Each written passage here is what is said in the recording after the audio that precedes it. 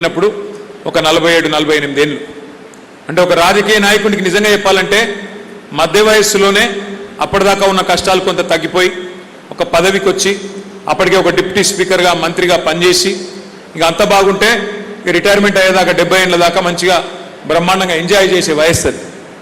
కానీ కేసీఆర్ గారు ఆ రోజుల్లో ఒక సాహసోపేతమైన నిర్ణయం తీసుకున్నారు. ఆయన పేరు ఆ రోజు కేసీఆర్ కాదు, ఆ రోజుల్లో ఆయన పేరు చంద్రశేఖరరావు గానే తెలుసు. అది కూడా అందరికీ తెలియదు, కొంతమందికే తెలుసు.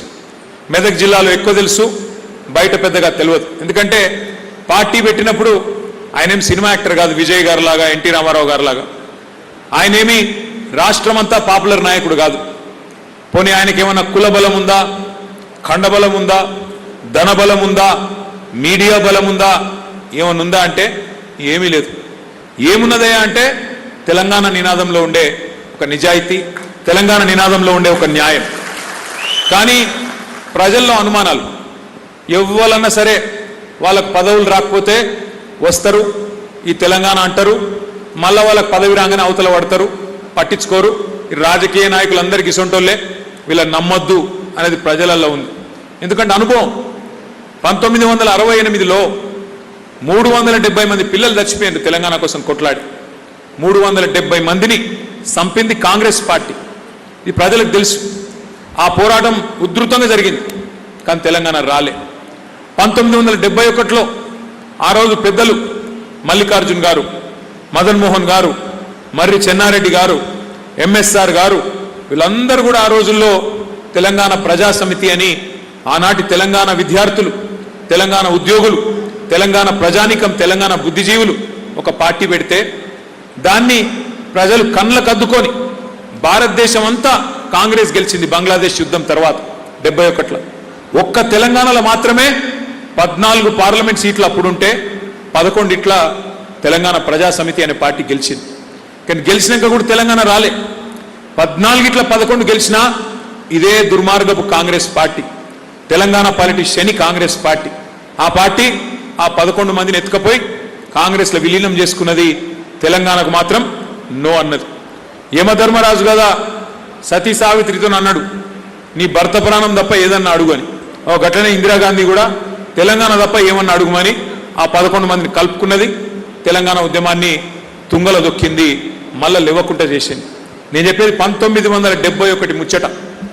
అటెనక 30 ఏళ్లకు 3 దశాబ్దాల తర్వాత కలిసొచ్చే కాలానికి నడిసొచ్చే కొడుకు వస్తాడు అన్నట్టు 3 దశాబ్దాల తర్వాత ఈ గులాబీ జెండా ఎత్తుకొని కేసీఆర్ గారు బయలుదేరాడు. కానీ ప్రజలలో అనుమానం ఉండే, అరే మరి గప్పుడే కాలేదు, చెన్నారెడ్డి లాంటి గట్టి నాయకుడితోనే కాలేదు, మరి ఈయన చూస్తేనేమో బక్కగా ఉన్నాడు, మరి ఈయనకి ఏమున్నది, ఈయనతోనే అవుతుందా అనే ఒక అనుమానం.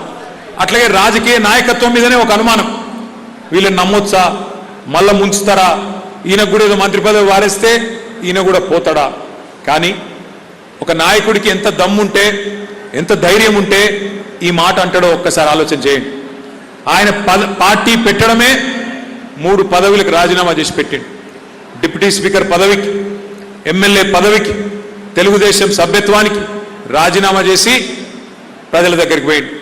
పోయిన తర్వాత మొట్టమొదటి సభలోనే మే 17, 2001 కరీంనగర్లో సింహగర్జన్లో కేసీఆర్ గారు ఒక మాట అన్నారు, నేను మీకు హామీ ఇస్తున్నా, మీకు రాసిస్తున్నా, మాట ఇస్తున్నా, నేను గనక తెలంగాణ వచ్చేదాకా ఎత్తిన ఈ జెండా పక్కకు పెడితే నన్ను రాళ్లతోని కొట్టి చంపే అధికారం మీకు ఇస్తున్నా అని చెప్పిన ధీరోదాత్తుడైన నాయకుడు మన నాయకుడు కేసీఆర్. ఇవాళ నాకు ఒక్క రాజకీయ నాయకుని చూపెట్టండి భారతదేశంలో, నేను ఇగో ఈ ఫలానా పని చేస్తా, చేయకపోతే నన్ను రాళ్లతోని కొట్టి చంపండి అని ప్రజలకు అధికారం ఇచ్చిన నాయకుడు ఎవరన్నా ఉన్నాడా ఈ దేశంలో? అంత కమిట్మెంట్ ఉన్న నాయకుడు, అంత ఆత్మవిశ్వాసం ఉన్న నాయకుడు. అదొక్కటే కాదు, నేను ఇవాళ నిరాహార దీక్షకు బయలుదేరుతున్నా, కేసీఆర్ సచ్చుడో తెలంగాణ వచ్చుడో ఏదో ఒకటి తేలాలే, కేసీఆర్ శవయాత్రన తెలంగాణ జైత్రయాత్రన అని చెప్పిన దమ్మున్న మొగాడు ఎవడన్నా ఉన్నాడో మొత్తం భారతదేశంలో నేను అడుగుతా ఉన్నా. అది మాత్రమే కాదు, నేను ఆంధ్రప్రదేశ్ నుంచి బయలుదేరిపోతున్నా, మళ్ళీ తిరిగి తెలంగాణ గడ్డ మీదనే కాలు పెడతా అని చెప్పిన ధీరోదాత్తమైన నాయకుడు మన నాయకుడు కేసీఆర్. ఇవాళ ఎవడు పడితే వాడు ఏది పడితే అది మాట్లాడొచ్చు. టైం బాగా లేనప్పుడు అప్పుడప్పుడు వాళ్ళ టైం నడిచినప్పుడు వానపాములు కూడా 4 పాములు లెక్క బుసగొడతాయి. 3 ఫీట్లు ఉన్నోడు కూడా 30 ఫీట్ల తీస్మార్కాన్ లెక్క మాట్లాడతాడు. 3 ఫీట్లు అంటే ఎవడో తెలుసా మీకు? మాట్లాడతారు. టైం వాలేనప్పుడు ఏం చేద్దాం? అడ్డిమారి గుడ్డి దెబ్బల ముఖ్యమంత్రి అయిన వాళ్ళు కూడా మాట్లాడతారు. కానీ నేను ఇవాళ చెప్తున్నా, పరకాలు రాసి పెట్టుకోండి.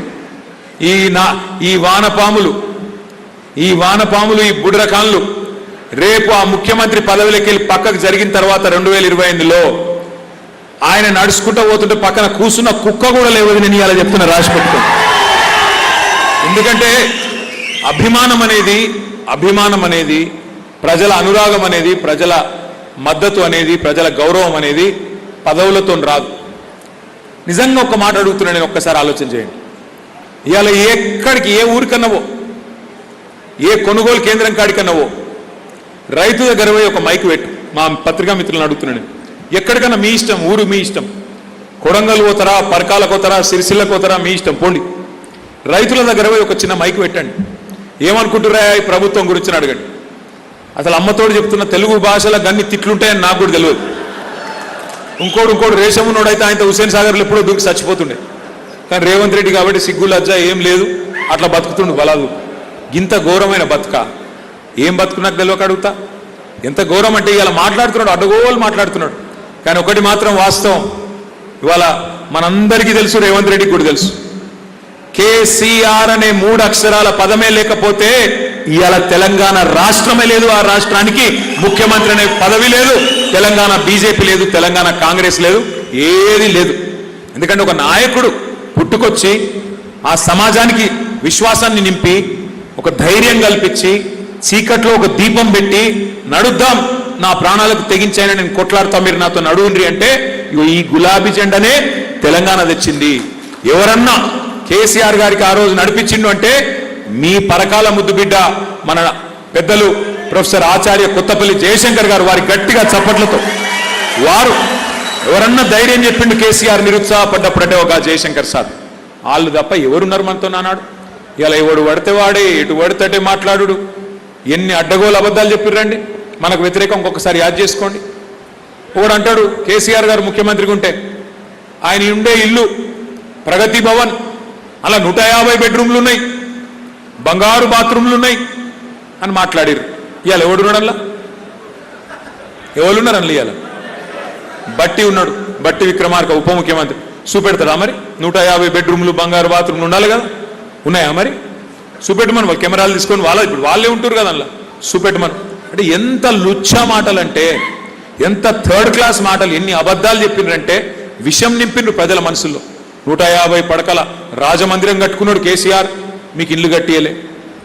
చేసినవన్నీ ఎక్కడికో పోయినాయి, చేయని మాత్రం భూతద్దంలో పెట్టి చూపెట్టి ఉన్నవి లేనట్టు, లేని ఉన్నట్టు లుచ్చా మాటలు మాట్లాడి, అబద్ధాలు చెప్పి, విషం నింపి ప్రజల మనసుల్లో ఆ రోజు మనకు వ్యతిరేకత తెచ్చే ప్రయత్నం చేసింది.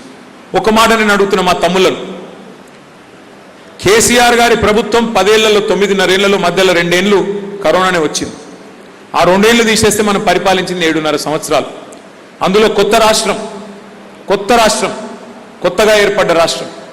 ఆ కొత్తగా ఏర్పడ్డ రాష్ట్రంలో మరి మనం జోనల్ వ్యవస్థ తెచ్చుకునే తందుకే కొంత సమయం పట్టింది. మన రాష్ట్రంలో మీకు ఒక విషయం చాలా మందికి తెలియదు, ముఖ్యంగా తెలంగాణ తమ్ముళ్లకు చెల్లెలకు తెలియదు, భారతదేశంలో ఎక్కడ లేదు.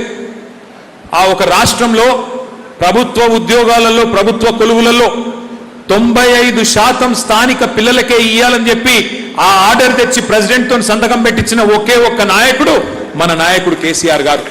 ఆ ఆర్డర్ తెచ్చినందుకు, కేంద్ర ప్రభుత్వాన్ని ఒప్పించినందుకే, 95% రిజర్వేషన్ తెచ్చినందుకే దగ్గర 2 ఏళ్ళు పట్టింది. కరోనాతో 2 ఏళ్ళు పోయింది. 2 ఏళ్ళు ఈ స్థానిక రిజర్వేషన్లు తెచ్చినందుకు, ఆర్డర్ తెచ్చినందుకు పట్టింది. అయినా 1,60,000 ఉద్యోగ నియామకాలు కేసీఆర్ గారి ప్రభుత్వం చేసింది. 1,62,000. 2,32,000 ఉద్యోగాలకు మనం నోటిఫికేషన్లు ఇచ్చినాం. 1,60,000 నింపినాం. మిగతా ఈ అడ్డమైన కాంగ్రెస్ వాళ్ళే కోట్లలో పోయి ఆపింది. కానీ ఏమన్నారు?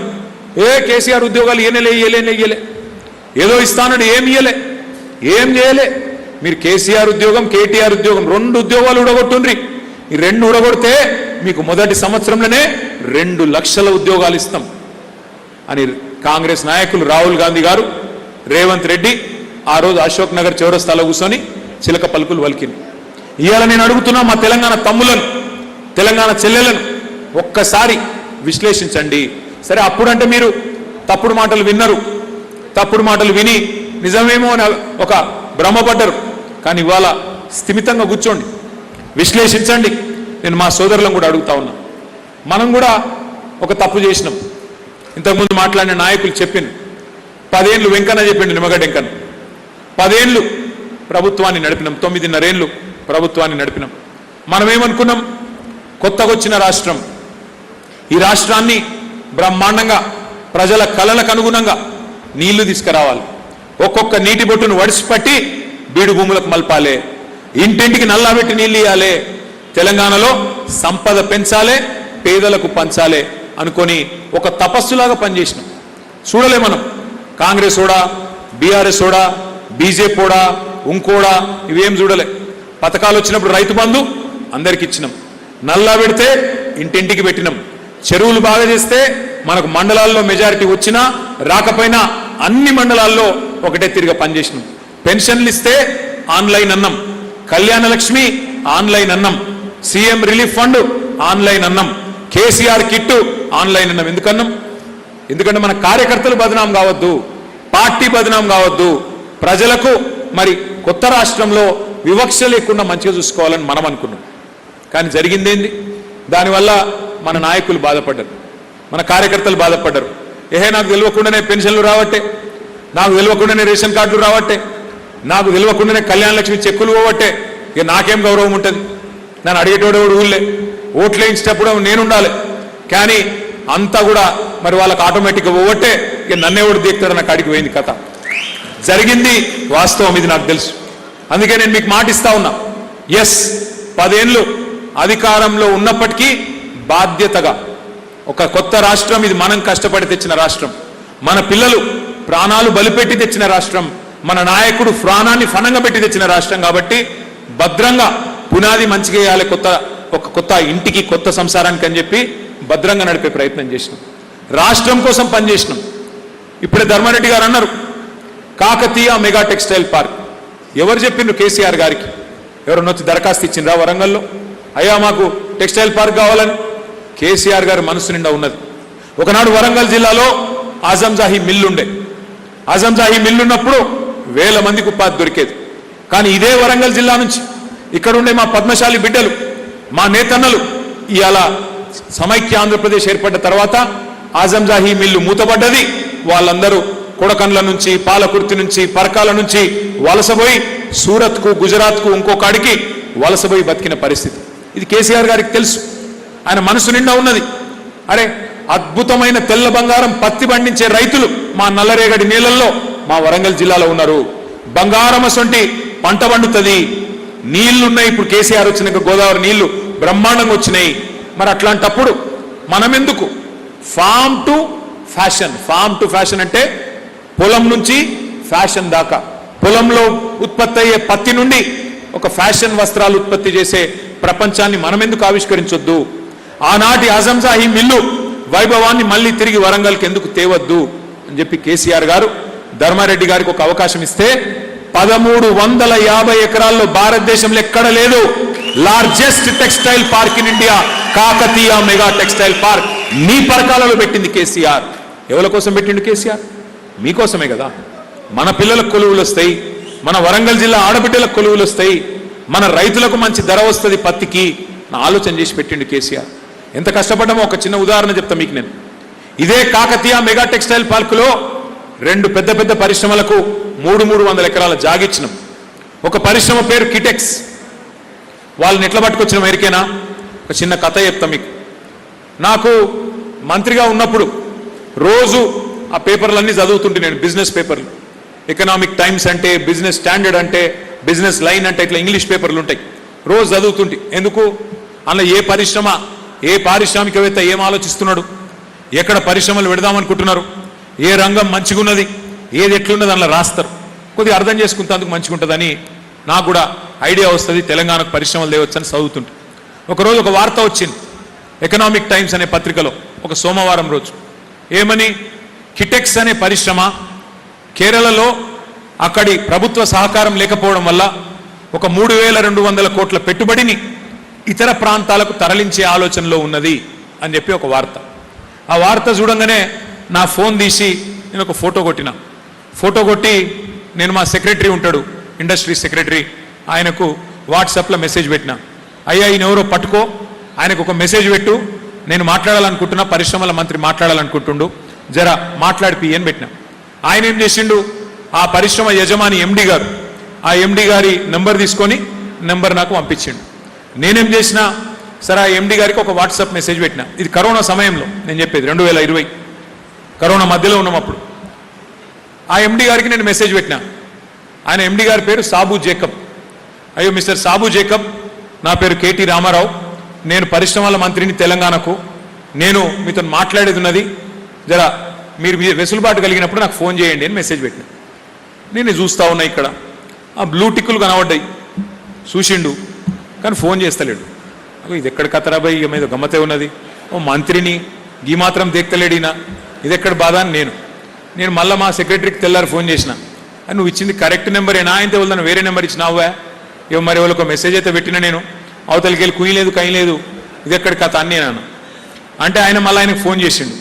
అప్పుడు ఆయన నాకు ఫోన్ చేసిండు, ఏమని, అయ్యో సార్ సారీ, నేను మంత్రి నాకెందుకు మెసేజ్ పెడతాడు అనుకో, నేను ఎవడో ఉత్తైన పోరగాడు ఎవడో నన్ను సతాయిస్తానికి పెట్టిండేమో అనుకొని, నేను ఉత్తైన ఎవడో ప్రాంక్ చేసిండేమో అనుకొని నేను చేయలేదు సార్, ఏమనుకోకు అన్నాడు. సరే పర్వాలేదు, ఇది తెల్లారి నేను సోమవారం అది పెట్టినా, నేను మాట్లాడేది మంగళవారం వచ్చేట. సో అడిగిన మరి మేము ఇట్లా కాకతీయ మెగా టెక్స్టైల్ పార్క్ అని మా వరంగల్లో పెద్ద టెక్స్టైల్ పార్క్ పెడుతున్నాం, భారతదేశంలో ఎక్కడ లేదు, మరి మీరు వస్తే బాగుంటుంది, ఒకసారి చూస్తే బాగుంటుంది, రాగలుగుతారా అన్న. అప్పుడు కరోనా సమయం. ఆయన అన్నాడు, కరోనా ఉంది కదా సార్, ఫ్లైట్లన్నీ క్యాన్సిల్ ఉన్నాయి, మళ్ళీ ఎప్పుడు ఆయన ఉండేది కేరళలో, కొచ్చిన్లో ఎప్పుడు ఫ్లైట్ ఉంటే అప్పుడు నేను బుక్ చేసుకొని చెప్తాను, ఎందుకంటే ఇక మర్యాద మళ్ళీ చూస్తే తీసారని ఏదో తప్పించుకోవండి ఆయన, ఫ్లైట్ దొరికినప్పుడు వస్తే తీసారా అన్నాడు. అంటే నేనే ఫ్లైట్ పంపిస్తే ఏంది అన్నా. ఆయన అన్నాడు ఏంది అన్నాడు. నేను ఫ్లైట్ పంపిస్తున్నాయా, ఉన్నాయి ప్రైవేట్ ఫ్లైట్లు ఉంటాయి, 8 మంది 10 మంది కూర్చున్నట్టు ఉంటాయి కదా, ఒకటి పంపిస్తా అన్న. ఆయన చక్కరొచ్చి పడిపోయినట్టు పని అయింది ఆయన. అవునా అన్నాడు. మరి పంపిస్తానే ఏముంది, ఒక 4 లక్షలు 5 లక్షలు అవుతుంది, పంపిస్తా అన్న. ఆయన అన్నాడు, మరి ఇక్కడ నేను కేరళలో ప్రెస్ వాళ్ళకి చెప్పాలనా అన్నాడు, పత్రికల వాళ్ళకి చెప్పాలనా అన్నాడు.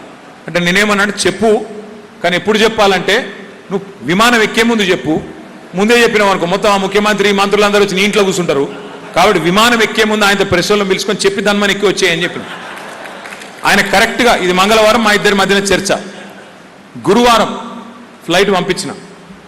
గురువారం అక్కడ విమానం ఎక్కే ముందు సాయంత్రం 4 గంటలకు ప్రెస్ వాళ్ళందరిని పిలిచి చెప్పిండిగో, వేరే రాష్ట్రం తెలంగాణ రాష్ట్రం ఏమో నన్ను ఇట్లా రాజమర్యాదలతోని రెడ్ కార్పెట్ వేసి రా రా అని పిలిచి నన్ను తీసుకుపోతాను, ఇక వీళ్ళేమో నన్ను దేక్తలేరు అని చెప్పి ఆయనతో తుర్రుమని విమానం ఎక్కి ఇక్కడికి వచ్చిండు. వచ్చిన రోజు ఆయనకు ఉద్దేశం లేదు, ఏదో మనం విమానం పంపించినాం కదా అని చెప్పి కలిసిపోతాను వచ్చిండు, ఛాయ్ అయిపోతాను వచ్చిండు. గురువారం సాయంత్రం వచ్చిండు. మన ప్రగతి భవన్ ఎదురుగా ఐటీసీ కాకతీయ అని హోటల్ ఉంటుంది, అలా నేను తీసుకుపోయినాం, సకల మర్యాదలు చేసినాం, చేసి మంచిగా కూర్చోబెట్టి మొత్తం ప్రజెంటేషన్ ఇచ్చినాం. ఇగో ఇది మా రాష్ట్రము, మా కథ, ఇగో గిన్ని నీకు ప్రోత్సాహకాలు ఇస్తాం, నువ్వు పరిశ్రమ పెడితే గిట్లుంటుంది గట్లుంటుంది అని చెప్పి ఇక కొద్దిగా మంచిగా చూపెట్టినాం ఆయనకు సినిమా.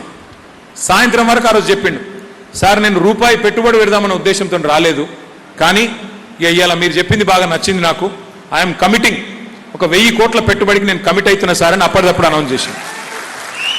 ఆడికి అయిపోలే కథ. తెల్లారు ఏం చేసినా, బేగంపేటలో హెలికాప్టర్ రెడీ పెట్టి ఆయన హెలికాప్టర్లు ఎక్కించి మా సెక్రటరీ అందరిని ఎక్కించి సీదా తీసుకొచ్చి మీకు టెక్స్టైల్ పార్క్లో దించిన. ఇడ దించి మొత్తం జాగా చూపెట్టినాం, చూసినాం ఎంత బంగారం వస్తుండే నేలు ఉన్నది, ఇడ బంగారం వస్తుండే భూములు ఉన్నాయి, మంచి పత్తి వండే ఏరియా ఉంది, కష్టపడే మనుషులు ఉన్నారు, మంచి ఫ్యాక్టరీ పెట్టొచ్చు అని చెప్పి వాళ్ళు సగం పూట ఇక్కడనే తిప్పినాక సాయంత్రం మళ్ళీ వచ్చిండు హైదరాబాద్. రాగానే చెప్పిండు, సార్ నేను అనుకోలే అంత బాగుంటుంది వరంగల్, అనుకోలే, మరి ఇంకొక 1500 కోట్లు పెడతా సార్ అని మళ్ళా ఆ రోజు అనౌన్స్ చేసింది. ఆడికెళ్ళి ఇంకొక పని చేసిన, నాకు ఆశ ఎక్కువ, మన ఎయిర్పోర్ట్ దగ్గర హైదరాబాద్లో శంషాబాద్ ఎయిర్పోర్ట్ దగ్గరలో చందన్వెల్లి అని ఒక ఊరు ఉంటుంది, అక్కడ అప్పటికే వెల్స్ పని అని ఒక పెద్ద పరిశ్రమను తీసుకొచ్చిన నేను. ఈయనను అక్కడ కూడా పంపించిన చూసిరాపో అని, ఆడికి కూడా వేయండి, అరే ఇంకా బాగుంది సార్ ఇది అని మళ్ళీ వచ్చింది. మొత్తానికి ఈరోజు కిటెక్స్ అనే పరిశ్రమ ఒక చిన్న మన ప్రయత్నంతో 3,700 కోట్ల రూపాయల పెట్టుబడి మన రాష్ట్రంలో పెట్టింది. అందులో కాకతీయ మెగా టెక్స్టైల్ పార్క్లో కూడా పెద్ద పరిశ్రమ పెట్టి ఇవాళ అక్కడ ఆయన పేరిందా మనోజ్ ఎవరో ఉంటాడు ఇక్కడ మనోజ్ ఇక్కడ మొత్తం ఉద్యోగాలు ఇచ్చే పరిస్థితి ఉన్నది. ఎందుకు చెప్తున్నా అంటే మనం ఒక్కొక్క కార్యక్రమం అట్లా చేసినాం. పని సొంత ఇల్లు కట్టుకుంటే, సొంత పని చేసుకుంటే, సొంత వ్యాపారం చేసుకుంటే ఎంత ప్రేమతో చేస్తామో గట్ల పని చేసినాం. యంగ్ వన్ అని ఇంకో పరిశ్రమ, కొరియా పరిశ్రమ, అది ఇక్కడిది కాదు, వాళ్ళు ప్రపంచ ప్రఖ్యాతి కలిగిన ఉత్పత్తులన్నీ తయారు చేస్తారు. వాళ్ళను గుజరాత్ పోయి పట్టుకున్నా నేను. గుజరాత్లో ఇండియా టెక్స్టైల్ సమిట్ అని జరుగుతుంది. స్మృతి ఇరానీ గారు అప్పుడు టెక్స్టైల్ మంత్రి, ఆడికి పోయి వాళ్ళని పట్టుకొని వాళ్ళను మళ్ళా బుదిరకిచ్చి బుజ్జగించి హైదరాబాద్ పట్టుకొచ్చి కొరియన్ ఆయనను వాళ్ళను 2 ఏళ్ళు వాళ్ళెంబడ వాళ్ళని లవాడి ఆఖరికి వాళ్ళను కూడా ఒప్పించి 300 ఎకరాలు ఇచ్చి వాళ్ళతో కూడా పరిశ్రమ పెట్టించినాం. అంటే గట్ల పనిచేసినాం మనం. ఒక కొత్త పార్కు పెట్టాలంటే, కొత్త పారిశ్రామిక పార్కు పెట్టాలంటే, అది నిండాలంటే, అందులో పరిశ్రమలు రావాలంటే లంచం తీసుకోకుండా వాళ్ళకి ఇంకా ఉల్టా ప్రోత్సాహకాలు ఇచ్చి వాళ్ళకు ఎర్రతివాచి పరిచి బతిమలాడి వాళ్ళని ఒక రోజులో కాదు, ఇవన్నీ సంవత్సరాలు ఎంబడబడితే పనులు అవుతాయి. ఒక గట్ల పని చేసినాం మనం. ఇవాళ ఏమున్నది పరిస్థితి? లంగ మాటలు చెప్పి, దొంగ మాటలు చెప్పి, కేసీఆర్ను బదనాం చేసి, అడ్డమైన డైలాగులు కొట్టి, ఇష్టం వచ్చిన మాటలు కొట్టి ఇవాళ వచ్చి అధికారంలో కూర్చున్నారు. యాద్ చేసుకోండి ఏం మాట్లాడిండు ఆ రోజు రేవంత్ రెడ్డి గారు. ఏమన్నాడు? ఏమయ్యా 2 పంటలకే ఇస్తావా రైతు బంధు, 3వ పంటకి ఇయ్యవా అన్నాడా లేదా? 3 పంటలకు ఇవ్వాలి అన్నాడా? మళ్ళీ వాళ్ళు ఇస్తుండా 3 పంటలకు? 2 పంటలకన్నా పడుతుందా? ఎన్ని డైలాగులు పెట్టిండు ఆ రోజు. ఏం మాట్లాడిండు? నవంబర్లో తీసుకుంటే 5,000, డిసెంబర్లో తీసుకుంటే 7,500, నవంబర్లో తీసుకుంటే పెన్షన్ 2,000, డిసెంబర్లో తీసుకుంటే 4,000. అక్క, చెల్లె, తల్లి, అత్తకు 4,000, కోడలకు 2,500. ఏమి నరికి తీరా నాయన. సలీం ఫేకుగాడు ఒకడు ఉంటాడు హైదరాబాద్లో, వాడిని మించిపోయి నరికి. సలీం ఫేకు అంటారు వాడిని. ఇక ఫేక్ అన్నట్టుగా. ఇసురుడు అంటే మామూలు ఇసురుడు కాదు, అసలు ఫేకుగాడు. ఎన్ని నరికిండు. ఇవాళ ఇప్పుడు గమ్మత్ అనిపిస్తుంది కొన్ని చూస్తే. ఆ రోజుల్లో మనం వడ్లు కరోనా టైంలో కూడా 8,500 కొనుగోలు కేంద్రాలు పెట్టి కరోనాలో కూడా కేసీఆర్ సారు కల్లాల కాడికొచ్చి ధాన్యం కొన్నాడా లేదా? వారం రోజుల్లో పైసలు పడుతుండే. అప్పుడు ఏమన్నాడు సిపాయి? ఏం కేసీఆర్, మోడీ కొంటేనే కొంటావా నువ్వు, లేకపోతే కొనవా అని మాట్లాడిండు. ఒకసారి ఆ వీడియో ఏం మాట్లాడిండు ఒకసారి చూపెడదాం. రేవంత్ రెడ్డి మాట్లాడిన మాటలు ఇన్నోరు ఒకసారి. నేను అడుగుతున్నా, నరేంద్ర మోడీ ఒట్లు కొనేది ఉంటే నువ్వేమన్నా బ్రోకర్ గాడివి, దళారీ పని చేస్తావా? రాష్ట్ర ప్రభుత్వం దగ్గర డబ్బులు లేవా? 2.5 లక్షల కోట్ల రూపాయల బడ్జెట్ ఉన్నప్పుడు రైతుల దగ్గర కొనాల్సింది నువ్వు. ఇక్కడున్న పేదలు, ఇక్కడున్న రైతులు, ఇక్కడున్న యువకులు, ఇక్కడున్న మహిళలు, ఇక్కడున్న దళితులు, గిరిజనులు, బలహీన వర్గాల బిడ్డలు నీకు ఓటేసి నిన్ను ముఖ్యమంత్రిని చేస్తే నువ్వు కొనకుండా మోడీ కొనాలి, బోడిగాడు కొనాలి అని మోకాలకు బోడిగుండుకు లింకు పెట్టి మాట్లాడుతుంది రాష్ట్ర ముఖ్యమంత్రి. ఓట్లు కొననప్పుడు నీకు గద్దె మీద ఉండే అధికారం లేదు కేసీఆర్. నేను ఈ వేదిక మీద నుంచి మా పెద్దల అనుమతితో చెప్తున్నా, 10,000 కోట్ల రూపాయలు మాకి. మా కాంగ్రెస్ పార్టీ చివరి గింజ వరకు వరి ధాన్యం కొంటుంది, విదేశాలకు ఎగుమతి చేసి రైతులకు గిట్టుబాటు ధర, మంచి ధర 1,960 రూపాయలే కాదు 500 రూపాయల అదనపు బోనస్. ఛత్తీస్గఢ్ లో ఎక్కడైతే మా భూపేష్ బఘేల్ ముఖ్యమంత్రి ఇస్తుండో 500 రూపాయల అదనంగా బోనస్ ఇస్తాం. ఇది ఎప్పటి ముచ్చట? ఇది ప్రతిపక్షంలో ఉన్నప్పటి ముచ్చట. కేసీఆర్ నువ్వు బ్రోకర్వా? నేను అడగరాదా ఈరోజు? నువ్వేంటిది మరి? నువ్వు బ్రోకర్వా ఏంటిది? నువ్వు దళాలు కానివా? మోడీ కొంటేనే ఇప్పుడు అంటుండు కదా, మోడీ ఎంత చెప్తే అంతే కొంటా, ఎన్ని గింజలు కొనమంటే గన్ని కొంటా. మరి నువ్వేమిటి దళాలు కానివా? ఇప్పుడు పైసలు లేవా నీ కాడ? అప్పుడేమో పెద్ద పెద్ద ఎత్తులు, ఇక ఆగుడే లేదు. ఇవాళ చూడు ఏం మాట్లాడుతున్నాడు. అందుకే ఆలోచించరు మీరు. ఆ రోజు ఏమన్నాడు? 10,000 కోట్లు మొత్తం చివరి గింజ దాకా కొంటా, మీదికెళ్ళి బోనస్ ఇస్తా. బోనస్ ఎన్ని చెప్పిండు మనకు? మక్కలకు బోనస్ అన్నాడు 500, శనగలకు బోనస్, జొన్నలకు బోనస్, పత్తికి బోనస్, వడ్లకు బోనస్ అన్నాడు. అన్ని పంటలు కావాలంటే చూపెడతా మీకు. అభయహస్తం మేనిఫెస్టోలో ఒక పేజ్ పెట్టిండు. ఏ పంటకు ఎంత బోనస్, మద్దతు ధర ఎంతున్నది, బోనస్ ఎంతున్నది, రెండు కూడితే ఎంత అవుతుంది, 2700 ప్లస్ 500 3200 అని చెప్పి ఆ రోజు మేనిఫెస్టోలో మాట ఇచ్చిండు. మీదికెళ్ళి ఏం చెప్పిండు ఆ రోజు? బోనస్ అన్నిటికి ఇస్తా, అన్ని వడ్లకి ఇస్తా అన్నాడు. దొడ్డు వడ్లతో సహా సన్న వడ్లతో సహా అన్నిటికి ఇస్తా అన్నాడు. ఇవాళ ఏమంటుండు? దొడ్డు వడ్లకు లేదు, సన్న వడ్లకే. ఆ సన్న వడ్లు కూడా మొదలు 40 రకాలకు ఇస్తా అన్నాడు. ఇప్పుడేమంటుండు? 7 రకాలకు. నేను చెప్తున్నా, ఆ 7 కూడా ఉండదు, రాబోయే రోజుల్లో ఏది కూడా ఉండదు. బోనస్ బోగస్ అయింది. అన్ని మాటలు ఉత్త మాటలు అయిపోయినాయి. ఇవాళ అందరికి తెలిసిపోయినాయి. రైతు బంధు వేయడు. కేసీఆర్ చెప్పిండు మీకు, కాంగ్రెస్ వస్తే రైతు బంధుకు రామ్ రామ్ అంటారు. చెప్పిండా లేదా? మోసపోతే గోసపడతారు. చెప్పిండా లేదా? మరి మీ పరకాల్లో వినకపోతిరి. గాయనవులో నర్సంపేట ఆయన వస్తే ఆయనను గెలిపిత్తిరి. ఇక ధర్మారెడ్డిని అయితే పక్కకు పెడితిరి. పాలిచ్చే బర్రెని అయితే పక్కకు పెడితిరి. తన్నే దున్నపోతుంది తెచ్చుకుంటారు. ఏం చేయాలి? ఇప్పుడేమో అందరు లబో దిబో అన్నా వడ్లు గుంటలేడే, అన్నా మక్కలు గుంటలేడే. కేసీఆర్ అన్నా యాడున్నావు, నువ్వు రావాలి. యాడుంటాడు కేసీఆర్? ఏడుండలో గాడినే ఉన్నాడు.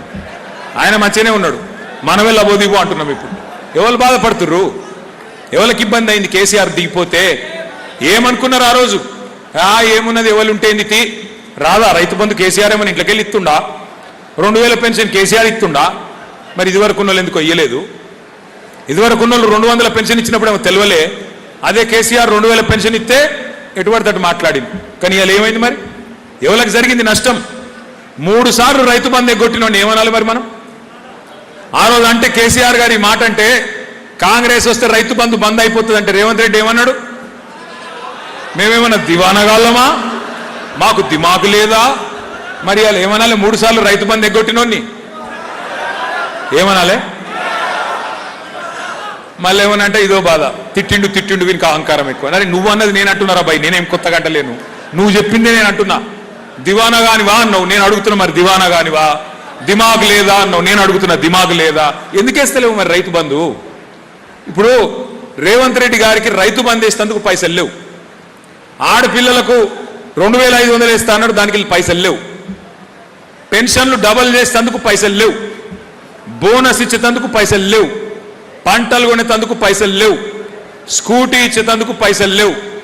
ఆఖరికి కొనుగోలు కేంద్రాలలో సంచులు ఇచ్చేందుకు కూడా పైసలు లేవు. మరి దేనికి ఉన్నాయి పైసలు? ఢిల్లీకి సంచులలో పంపేందుకు మాత్రం పైసలు ఉన్నాయి. రైతు బంధు బంద్ అయింది. రాహుల్ బంధు మాత్రం జోరుగా నడుస్తుంది. రాహుల్ గాంధీ ఖాతాలో టింగు టింగు టింగు టింగు అనుకుంటా పైసలు మాత్రం గంట కొట్టినట్టు కొడుతున్నాయి అక్కడ. ఇది వాస్తవం. ఇవాళ దోపిడీ మామూలు దోపిడీ జరుగుతలేదు ఇవాళ ఈ రాష్ట్రంలో. ఒక మాటలో చెప్పాలంటే ప్రభుత్వం లేదు, ఒక మాఫియా రాజ్యం నడుస్తున్నది. ఒక్క మాట మీరు దయచేసి ఆలోచన చేయండి. అందరూ మనసు పెట్టి ఆలోచన చేయండి. వెనకటికేవాడో ముఖం బాగా లేకపోతే అద్దం బాగా కొట్టిండట. వాని ముఖం బాగలేదు, అరే నీ ముఖం ఎందుకు గిట్లుందంటే కోపం వచ్చి అద్దం బాగా కొట్టిండట వాడు. ఇప్పుడు రేవంత్ రెడ్డి కథ కూడా గట్లనే ఉన్నది. అరే నీకు పరిపాలన శాతం అయితే లేదు, అన్ని 100 రోజులలో ఇస్తా అంటివి కదరా వారి, నువ్వే నరికితివి కదా. 3 నెలలు ఇస్తా, 100 రోజులు ఇస్తా, 6 గ్యారంటీలు, 13 డిక్లరేషన్లు, 420 హామీలు. ఏమాయరా నాయన అంటే మొన్న చెప్తున్నాడు సిల్కపల్కులు. ఇగో ఎంత కండలు తిరిగిన పహల్వానైనా 3 నెలల పిల్లలు పుట్టిస్తాడా? మనకు తెలియదా? మనకు పెళ్లిళ్ళు కాలేదు, పిల్లలు పుట్టలేదా? మనకు తెలియదా 3 నెలల పిల్లలు పుట్టరని? నేను అడుగుతున్నా రేవంత్ రెడ్డి సాబ్, సరే 3 నెలల పిల్లలు పుట్టరు, ఓకే రైట్. మరి 30 నెలలు పుట్టకపోతే నిన్నేమనాలరా నాయన? 30 నెలలు వచ్చింది కదా, ఒక్కటంటే ఒక్కటి చేయకపోతేవి కదా. 420 ఫేకుడు వ్యక్తివి, ఏది ఒక్కటి చెప్పుకుంటుంది అయిందా? మరి ఏమని పిలవాలి? ఇక మళ్ళీ ఏమనంటే నన్ను అహంకారం, ముఖ్యమంత్రిని తిడతావా? నువ్వు ముఖ్యమంత్రి లెక్క మాట్లాడితే నేను కూడా మంచిగా మాట్లాడతా. నువ్వు కేసీఆర్ను పట్టుకొని నువ్వు సావాలే, నీ ఆనవాళ్ళు లేకుండా చేస్తా అంటే మరి అయ్య కొడుకును నాకుండదా రేషం? బరాబర్ ఉంటుంది, బరాబర్. రేవంత్ రెడ్డికి చెప్తున్నా, ప్రకాష్ రెడ్డికి చెప్తున్నా, కాంగ్రెస్ కూడా అందరికి చెప్తున్నా, నేను ఓన్లీ సాఫ్ట్వేర్ అనుకుంటున్నారు కొడుకా, నేను హార్డ్వేర్ కూడా. నాకు కూడా తెలుసు ఎప్పుడు మాట్లాడాలో, ఎప్పుడు ఏం చేయాలో, ఎప్పుడు గేరు మార్చాలో మాకు తెలుసు. పక్కా చెప్తున్నా, మీ అందరికి మాటిస్తున్నా, పోయిన 10 ఏళ్ళ తిరగనైతే బీఆర్ఎస్ ఉండదు. నేను కేసీఆర్ సార్ అంత మంచోని కాదు. ఒక్కొక్క కాంగ్రెస్ వానికి సినిమా చూపెట్టే బాధ్యత నేను తీసుకుంటా. మిమ్మల్ని సతాయించిన ఇడిచిపెట్ట పారిపోయినా సప్త సముద్రాల అవతల పోయి దాక్కున్నా విడిచిపెట్ట వదిలిపెట్ట. మిమ్మల్ని సతాయిస్తున్న కాంగ్రెస్ వాళ్ళు, మిమ్మల్ని సతాయిస్తున్న అధికారులు వాళ్ళకొకటే చెప్తున్నా, 2 ఏళ్లలో తిరిగి గులాబీ జెండా ఎగురుతుంది, కేసీఆర్ ముఖ్యమంత్రి అవుతాడు. ఒళ్ళు దగ్గర పెట్టుకుని ఉండండి కొడుకుల్లారా, ఒళ్ళు దగ్గర పెట్టుకుని ఉండండి. అయిపోయింది, టైం అయిపోయింది, పక్కా అయిపోయింది, ఏం డౌట్ కూడా అవసరం లేదు మీకు. ఇదివరకు ఒక సినిమా వచ్చింది అర్జున్ రెడ్డి అని, super hit cinema. Arjun Reddy super hit, కానీ రేవంత్ రెడ్డి అటర్ ఫ్లాప్. ఎందుకంటే ఇప్పుడు మీకు తెలుసు, ఫస్ట్ హాఫ్ అయిపోయింది, ఇంటర్వ్యూలు ఒడిసిపోయింది, ఏమి లేదు సినిమాలు, అంతా తుస్సుపటాక్, ఏమి లేదు. ఇంకా కొత్తగా చేసేది కూడా ఏం లేదు. జారుడు బండ మీద ఉన్నాడు ఆయన, జారిపోతూనే ఉన్నాడు, ఆయనతో ఏం అయ్యేది లేదు, ఊదు కాలది పీరి లేవది. కొత్తగా ఒక్క పథకం అమలు కాదు, ఆయనతో ఏమి కాదు, మీరు భయపడక్కర్లేదు. ఇంకొక మాట చెప్తున్నా, మళ్ళీ యాది పెట్టుకోండి, మళ్ళీ చెప్తున్నా, ముఖ్యమంత్రి పదవికి వెళ్ళి దిగిపోయిన తర్వాత ఆయన పోతుంటే కూసున్న కుక్క కూడా లేవది, మళ్ళీ చెప్తున్నాను. అందుకే భయపడే అక్కర్లేదు, ఎవరికో భయపడి ఏందో కింద మీద అయ్యే అవసరం లేదు. ఎస్, కొన్ని తప్పులు జరిగినాయి, కొన్ని పొరపాట్లు జరిగినాయి, మా నుంచి కూడా జరిగినాయి, మేము కూడా మనుషులమే, ఒప్పుకుంటాం.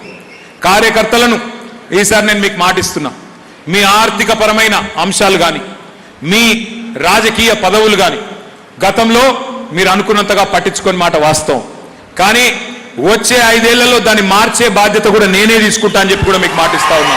నా బాధ్యత. మీరు ఇలా మేము వేదికలెక్కి ఉపన్యాసాలు ఇస్తున్నామంటే, ఎమ్మెల్యేలైనమంటే, మంత్రులైనమంటే, కేసీఆర్ గారికి దగ్గర కూర్చుంటున్నామంటే ఆ గౌరవం ఇచ్చింది మీరు, ఇక్కడ నిలబడే అవకాశం ఇచ్చింది మీరు, ప్రజల దగ్గర పోయి చెప్పేది మీరు. వాస్తవంగా ఓడిపోయేందుకు కూడా ఒకటే ఒక కారణం, ఎక్కువ లేవు, మీరు నిర్లిప్తంగా అయిపోయింది. నాకేంది తీ, ప్రజలకు అన్ని పోతున్నాయి, ప్రజలే ఓట్లు ఎత్తారు, నాకెందుకు తీ పోంతి అనుకున్నారు. ఇంకోటి కూడా అనుకున్నారు మీరు, పరకాలలో పోతే గీతే మా ధర్మారెడ్డి సాబ్ ఓడిపోతాడు కానీ కేసీఆర్ పోతాడా అని కూడా అనుకున్నారు మీరు. అంతేనా? అనుకోలే? ఇక సిగ్గెందుకు పడుతురా, ఉన్నమాట ఇప్పుడు పర్వాలేదు. ధర్మాన్ని ఏమనుకోడు, బాధపడుతురు, మళ్ళీ గెలిపిస్తే చాలు. మళ్ళీ గెలిపిస్తారా లేదా? పక్కానా? ఒక్కటే మాట, జరిగినాయి తప్పులు, మా వైపు నుంచి జరిగినాయి తప్పులు, మీ వైపు నుంచి జరిగినాయి, అందరి వైపు నుంచి జరిగినాయి. ఇప్పుడు ఇక తప్పులు చేయకుండా చూసుకుందాం. దానికి 2 ఉపాయాలు ఉన్నాయి. ఇప్పుడు మనకు రెండు పనులు ఉన్నాయి మనం చేసేది. ఒకటి, సభ్యత్వ నమోదు కార్యక్రమం చేసేది ఉన్నది. ఇప్పుడు వెంటనే సభ్యత్వ నమోదు కార్యక్రమం ప్రారంభించుకునేది ఉన్నది. మరి సభ్యత్వ నమోదు అంటే ఇదివరకు మనం ఏం చేస్తుంటే పుస్తకాలు ఇస్తుంటాం. ఇక ఆ పుస్తకాలు ఏం చేద్దరు మీరు నాకు ఎరికే. ఇలా మీకు కొన్ని పుస్తకాలు ఏమన్నా ఇచ్చిరా లేదా? చూపెట్టరు జర ఒకసారి, అందరు చూపెట్టరు. వచ్చినావు తీసుకున్న వాళ్ళు అందరు చూపెట్టరు. వచ్చినాయా? ఒక పని చేయండి, ఇంటికి పోగానే ఇట్లా ఇసిరేయండి పుస్తకం, తెరిచి చూడకూరి. మళ్ళా ఇంటికి బండి మీద పోయినామా ఇట్లా ఇసిరేసి మళ్ళీ తువాలు వేసుకొని అవతల పడ్డా, మాకు అంతే. మీరు చదవరు నాకు ఎరికే, జర దండం పెడతా చదువురి, అందులో చాలా ముఖ్యమైన సమాచారం ఉన్నది. పొరపాట్లు కూడా అట్లా వాడేయకూరు, కష్టపడి నీకోసం తయారు చేసినాయి. 2 పనులు. సభ్యత్వ నమోదు కార్యక్రమం ఎట్లుండే అంటే, ఇది వరకు ఓ పుస్తకం ఇచ్చేది.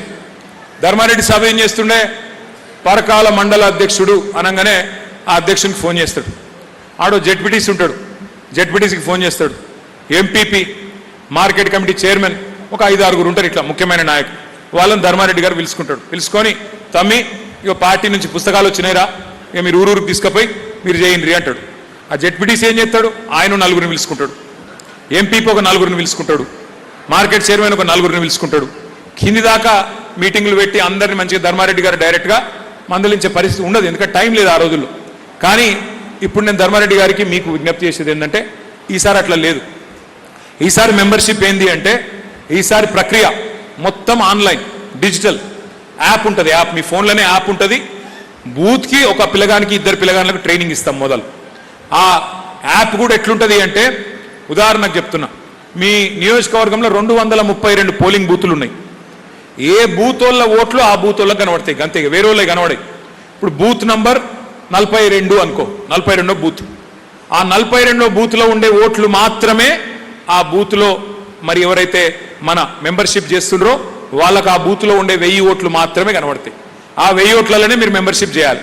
మీకు 43 కనబడది, 41 కనబడది, మీ మందం మీకు మాత్రమే కనబడుతుంది. ఒక ఊర్లో 4 బూతులు ఉంటే, ఆయన చూసుకోజరా, ఒక ఊర్లో 4 బూతులు ఉంటే ఆ 4 బూత్లలో కూడా ఎవరి ఓట్లు వాళ్ళకే కనబడతాయి. ఇక్కడ మీకు ఒక ముఖ్యమైన విషయం ఏం చెప్పాలంటే, అన్న జర కూర్చో, నీకు దండం పెడతా కూర్చో. అన్న కూసో.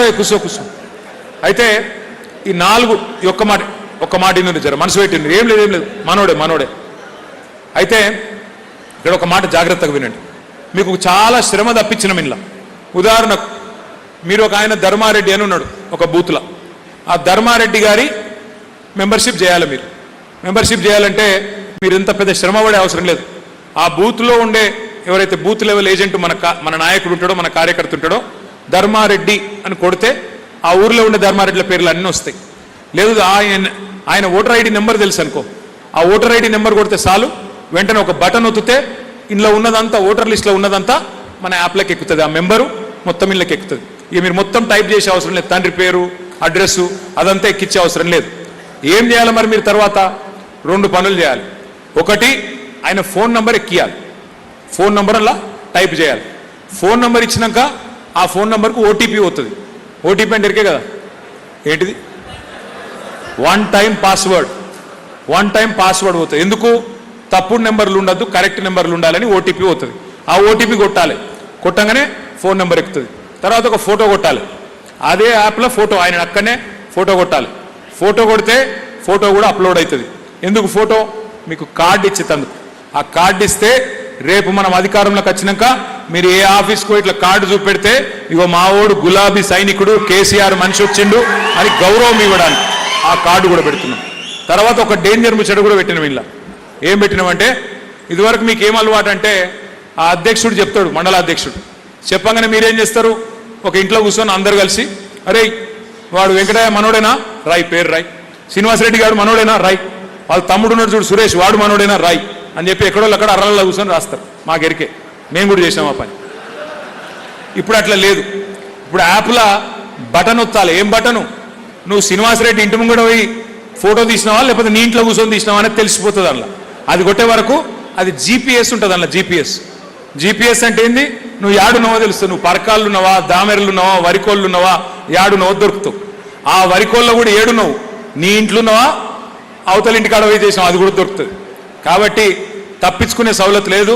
సో ధర్మారెడ్డి గారితో, మా శోభన్ అన్నతో, మా వినయ్ అన్నతో, అందరితో నా ప్రార్థన, ఇంటింటికి పోయి వాళ్ళతో ముచ్చట పెట్టి ఫోటో దిగి మొత్తం పర్ఫెక్ట్గా మెంబర్షిప్ చేసుకుందాం. రాసి కంటే వాసి ముఖ్యం. బూత్కు 200 మందిని చేసినా చాలు, కానీ గట్టోళ్ళని చేయండి, వట్టోళ్ళని చేయకూడదు. మనం కాంగ్రెస్ పార్టీ లెక్క దొంగ ముచ్చట్లు, దొంగ కార్డులు వద్దు. గట్టి మనుషులు, గట్టి కార్యకర్తలు, మంచిగా గంగి గోవు పాలు గరిటెడైనను సాలు అన్నట్టు మంచోళ్ళ నికాల్సైన వాళ్ళని చేసుకుందాం. ఆ రకంగా మెంబర్షిప్ కార్యక్రమం కూడా చేసుకుందాం. మీకు తొందరలోనే ట్రైనింగ్ కార్యక్రమం ప్రత్యేకంగా దానికి కూడా ఇంకొకసారి ఉంటుంది. ఇక చివరిగా నేను చెప్పేది ఏంటంటే, ఇంకొక ఇంపార్టెంట్ ముచ్చట నడుస్తుంది. ఇప్పుడు మీరు మొన్న చూసిండ్రు, పశ్చిమ బెంగాల్ రాష్ట్రంలో ఎలక్షన్ అయింది. ఎస్ఐఆర్ అనే కార్యక్రమం జరుగుతున్నది దేశం మొత్తంలో. పశ్చిమ బెంగాల్లో దగ్గర 1 కోటి ఓట్లు తీసేసింది ఓటర్ లిస్టులకు వెళ్ళి. వాళ్ళు ఓడిపోయింది. మమతా బెనర్జీ గారు 42 లక్షల ఓట్లతో ఓడిపోయింది. బీహార్లో అట్లే అయింది. అక్కడ 65 లక్షల ఓట్లు తీసేసారు. వాళ్ళు ఓడిపోయింది. వాళ్ళు కూడా 20-30 లక్షలతో వాళ్ళు ఓడిపోయింది. మరి రేపు తెలంగాణలో కూడా గట్లే చేస్తారేమో వీళ్ళు.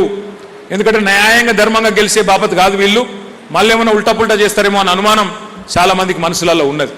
అందుకే మనమే అప్రమత్తంగా ఉండాలని చెప్పి కేసీఆర్ గారు ఈ ముచ్చట మీ అందరికి చెప్పమని చెప్పి మమ్మల్ని ఇక్కడికి పంపించిండు. ఈ ఎస్ఐఆర్ అనే కార్యక్రమం గురించి ఒక 4 విషయాలు మీకు నేను చెప్పాలి. ఎస్ఐఆర్ అంటే స్పెషల్ ఇంటెన్సివ్ రివిజన్. ఇంగ్లీష్లో స్పెషల్ ఇంటెన్సివ్ రివిజన్, తెలుగులో చెప్పాలంటే ఓటర్ లిస్టు జల్లెడ పట్టే కార్యక్రమం, ఓటర్ లిస్టును వడపోత చేసే కార్యక్రమం. అంతే తప్ప ఏం లేదు, పెద్ద అర్థం కాని ఏం లేదు. మీకు తొందరగా చెప్పే ప్రయత్నం చేస్తాను. SIR, next slide. ఎస్ఐఆర్ అనేది భారతదేశంలో ఇదివరకు 13 సార్లు జరిగింది. ఇప్పుడు జరిగే ఎస్ఐఆర్ 14వసారి ఈసారి జరుగుతూ ఉన్నది. పోయినసారి ఆఖరిసారి ఎప్పుడు జరిగింది ఎస్ఐఆర్ అంటే, మనకు ఇంకో మైక్ ఉన్నది. పోయినసారి ఆఖరిసారి ఎప్పుడు జరిగిందయ్యా అంటే 2002వ సంవత్సరంలో జరిగింది. అప్పుడెప్పుడో మరి అప్పుడు పరకాల నియోజకవర్గం ఎస్సీ రిజర్వ్ నియోజకవర్గం ఉండే ఆ రోజుల్లో 2002లో అప్పట్లో జరిగింది ఎస్ఐఆర్. మళ్ళీ ఈ మధ్య కాలంలో జరగలేదు, 2002 లాస్ట్. సో ఇప్పుడు ఎస్ఐఆర్ ఎట్లా చేస్తారంటే, మొదలు 2002 ఓటర్ లిస్ట్ ఉంటుంది, తర్వాత latest voter list 2025 voter list, 2 పక్కపక్కన పెట్టుకుంటారు.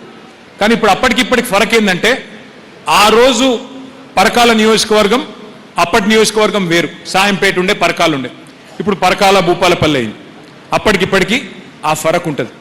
రెండోది ఏంది, అప్పుడు ఆంధ్రప్రదేశ్, ఇప్పుడు తెలంగాణ, అది కూడా ఉంటుంది. అయితే ఇక్కడ ఏంటంటే ఆ రోజు 2002లో ఉదాహరణకు చెప్తున్నా, ఇక్కడ మా సోదరుడు ధర్మారెడ్డి గారు ఉన్నారు. ధర్మారెడ్డి గారి కుటుంబంలో ఆ రోజు పిల్లలకు ఓట్లు లేవు 2002లో. ఎందుకు? చిన్న పిల్లలకు ఓట్లు లేవు. ఇప్పుడు 2025లో ఓట్లు ఉన్నాయి. సో ఇప్పుడు ఏం చేస్తారు, మొదలు మ్యాపింగ్ చేస్తారు. మ్యాపింగ్ అంటే ఏంది, ధర్మారెడ్డి గారి కుటుంబ సభ్యులను ధర్మారెడ్డి గారి పేరుతో, ఆయన శ్రీమతి పేరుతో మ్యాపింగ్ చేస్తారు, ఫ్యామిలీ మ్యాపింగ్ చేస్తారు. ఆ పిల్లలు 2025లో ఎవరైతే పేర్లు వచ్చినాయో వాళ్ళు ఎవరు, ఆయన పిల్లలా, ఆయన ఇంట్లో ఉండే కోడలా, అల్లుడా, ఎవరు, వాళ్ళని మ్యాపింగ్ చేస్తారు. ఈ ప్రక్రియ మొదలు చేస్తారు. దానికి మరి ఒక ఫారం నింపేది ఉంటుంది, దాని పేరు ఎన్యూమరేషన్ ఫారం. ఆ ఎన్యూమరేషన్ ఫామ్ నింపాలి. నింపి మరి అధికారులకు ఇస్తే వాళ్ళు వెంటనే వాళ్ళకు ఖచ్చితంగా మరి ఎస్ఐఆర్ ప్రక్రియ పూర్తి చేస్తారు. నెక్స్ట్, మొత్తం మన రాష్ట్రంలో 36,000 పోలింగ్ బూత్లు ఉన్నాయి. అందులో మీ పరకాలలో 232 పోలింగ్ బూత్లు మీ దగ్గర ఉన్నాయి. ఈ 232 పోలింగ్ బూత్లకు గాను బూత్కి ఒక్కరు చొప్పున మనం కూడా బూత్ లెవెల్ ఏజెంట్లను నియమించుకున్నాం. వాళ్ళు ఇక్కడ ఉన్నారా? ఉంటే ఒక్కసారి శైలావటి 232 మంది ఉన్నారు, మీరు ఏజెంట్లని మీకు ఎరికే. సో మీరు బిఎల్ఓతోని కలిసి పనిచేయాలి. బిఎల్ఓ అంటే ఎవరు?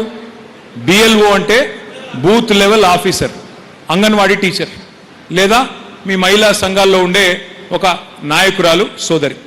వారు మీరు కలిసి పనిచేయాలి. ఏం పని చేయాలి? ఏం పని చేయాలంటే చెప్తా, అది కూడా చెప్తా. కానీ మొత్తం ప్రక్రియ ఈ నెల, ఈరోజు 22, 3 రోజులలో చాలా అవుతుంది. జూన్ 25 నుంచి చాలా అయ్యి జూలై 24 దాకా జరుగుతుంది. నెల రోజులు జరుగుతుంది. నెల రోజులు జరిగినాక లిస్టు పెడతారు. మీ బూత్లో ఓటర్లు ఎవరెవరు అనే లిస్టు 31 జూలై నాడు పెడతారు. పెట్టినాక మనకు నెల రోజులు టైం ఉంటుంది.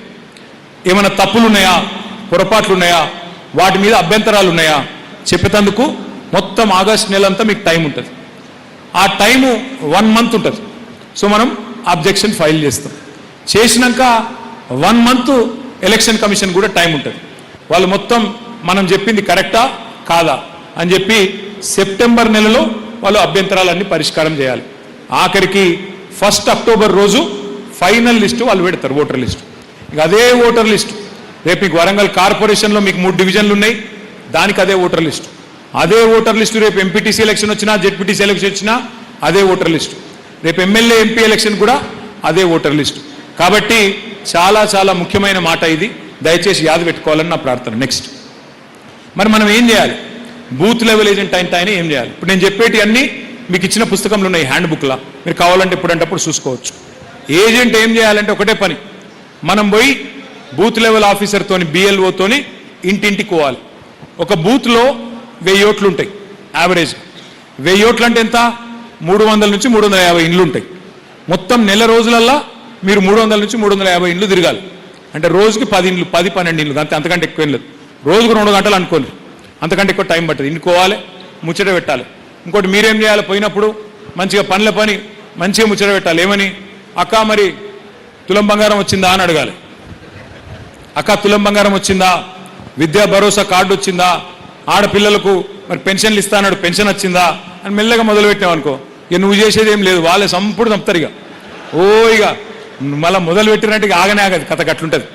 గోదావరి ఉధృతి లెక్క ఉంటుంది, గోదావరి వరద లెక్క. కాబట్టి మంచిగా ముచ్చట పెట్టాలి, సంబంధం పెంచుకోవాలి, పార్టీతో ఒక అనుబంధం పెంచుకోవాలి. పెంచుకున్నట్టయితే పార్టీ మెంబర్షిప్కి లాభం అవుతుంది.